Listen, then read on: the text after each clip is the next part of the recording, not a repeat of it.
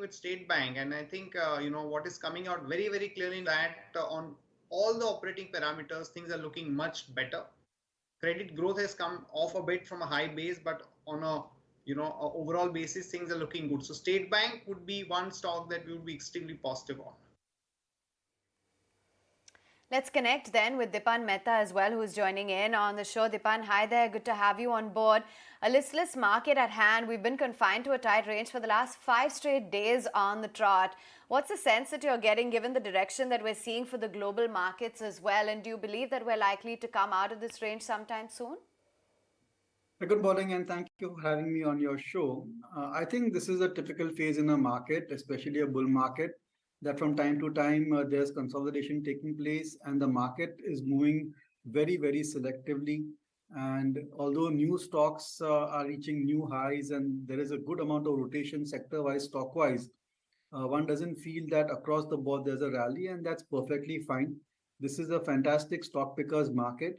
And if investors do their hard work and invest in good quality businesses at reasonable valuations, then the next 3 4 years should see them deliver fantastic returns going ahead.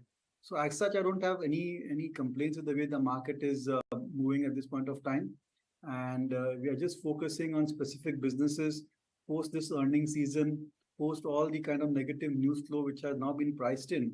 We're looking forward to better times in 2023 and hoping that investments which we make today and the next few weeks or so should deliver exceptional returns going ahead also. I just want to make this point slightly expand on this point what Dipan is making, that while you may feel very happy and excited that 2022 it was a tough year for the world, financial markets, geopolitical crisis, high energy prices, high inflation, everyone's felt the heat of inflation, whether it is on a shopping basket, our essentials, our home loans. But Indian markets actually did not fall. But that's one way of looking at it, that on a relative basis we've done very well. But on an absolute basis, frankly, in last 1 year, the returns are 6%. So it's been a year of almost no return.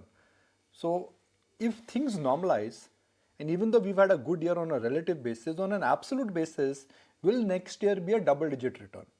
Then I think that's the point which we need to mull over.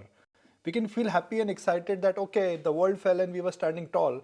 But on an absolute basis, if I invested into equities, 6%, 6%, that's it. That's right, Nikunj. But you have to temper your expectations as well.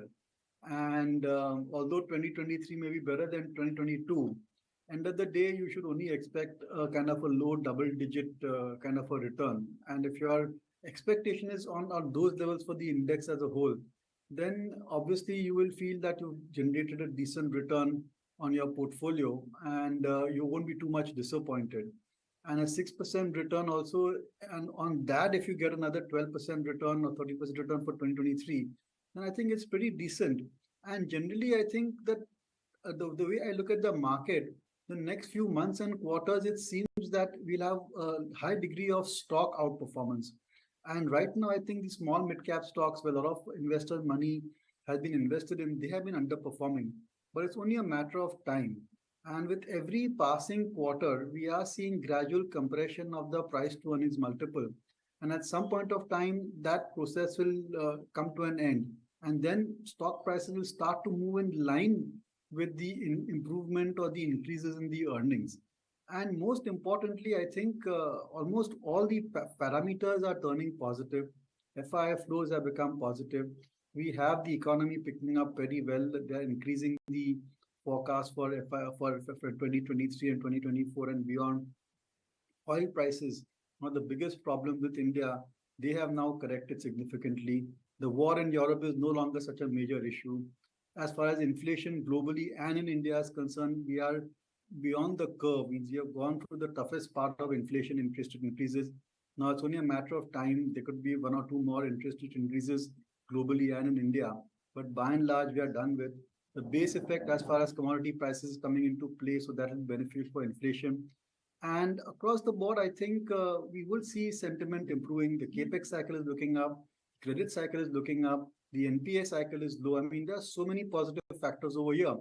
So it's only a matter of time before we see decent returns, and that too across the board in the sense in the markets, not just a narrow appreciation what we are seeing just now. Dipan, that's one side of the story, right? That we've done relatively better. You got to hunker down your expectations. But the other is also that do you find value in the market to buy at these levels or not? Or is it a bit of an avoid because you don't know which way the market is headed if the data points from US were to turn worse? See, I think that we don't have a handle or exact can we predict what happens in the US markets. And if they go down another 10-15% from these levels as well, then I would certainly say that our markets also will remain flat, or you could have a 5-10% correction over here as well on a short term basis. As regards the first part of your question, whether there is value in the market or this is a good time to invest, I'm pretty certain that yes, this is a good time to invest. There are businesses at reasonable valuations, and there are businesses, especially outstanding businesses, which are quite expensive. And the strategy has to be to have a mix and a blend of both types. Means you have high PE stocks in your portfolio and you have low PE stocks. You may have cyclical stocks and you may have the secular growth stories as well. So it's a nice blend of all these companies, I think, which will protect the portfolio and ensure that whatever trend, whatever is working in the market, you're not clearly missing out. So there are adequate ideas in the market as well, and there is enough in terms of stocks which are available at reasonable valuations where investors can put their money to work. All right, there you have it. That's the view coming in. Stay on with us, Dipan. Lots more to chat about, but let's also